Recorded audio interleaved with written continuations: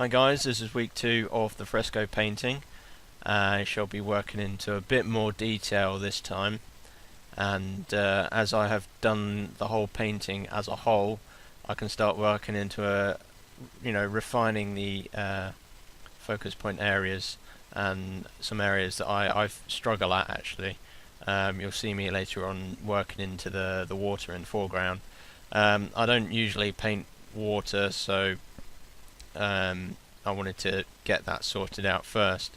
You can see me here working on a building. Unfortunately, I'll have to redo that because you can see it's slanted.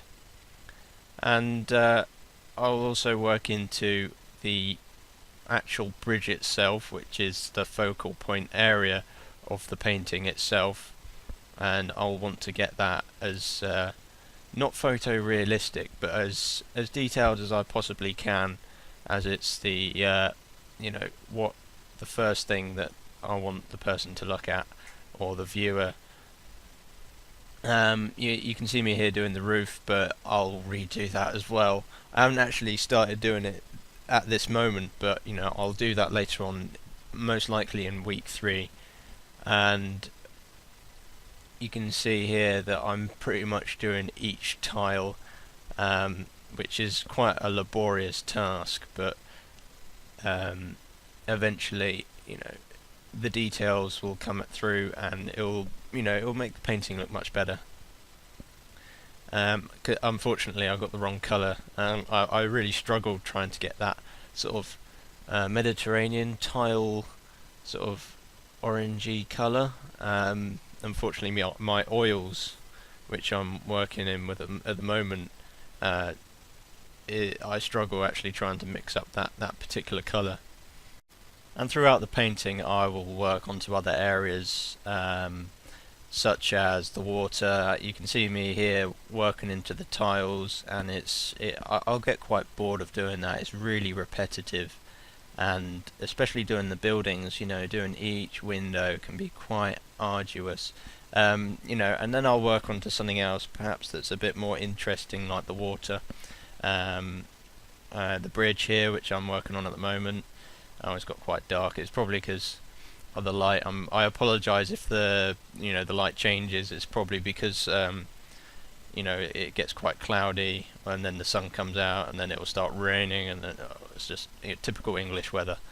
And now I'm working into trying to get a realistic outcome for the water, which is in the foreground, and I think here I'm using up all the paints in my palette, because I'll always end up getting too much of a particular paint, and I'll have to use it up, and I'll have to work into other areas of the painting. But I think at this moment now, I'm actually trying to get more of a refined colour for the painting. I actually struggled with trying to get a really realistic colour for the bridge itself.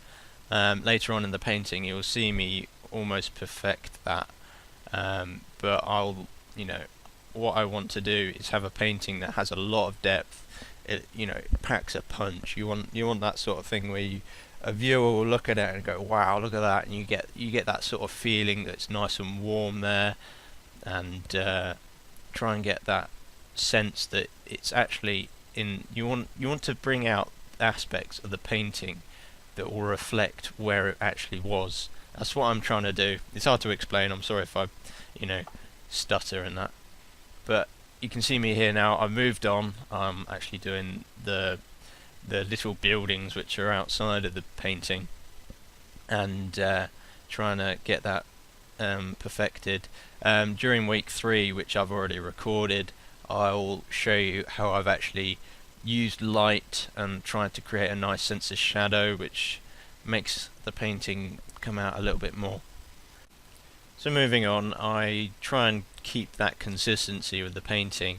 You can see here I'm working on to the other part of the foreground, and what I want to do is get that nice sense of consistency throughout the painting, and try and keep it, as you can see here. Yeah, I'm working on to the next part, which is right on the left hand side, which I've actually had to make up because it's not in the reference photo. You can probably say that I'm almost cheating by using this photo, but you know, my client wanted this, so almost a bonus for me, so I don't have to make everything up. And I think we're coming into the end here. I'm starting to put in some details, try and get in some like ripples into the water. This is seriously fine details at the moment. And so hopefully in week 3 we'll be in a week's time. And this is Jordan Walton's work. He's a good friend of mine. I work with him in my illustration course. And I'll give you his DeviantArt account, which will be in the description bar below. And I'll see you guys next week. So yeah, cheers, bye.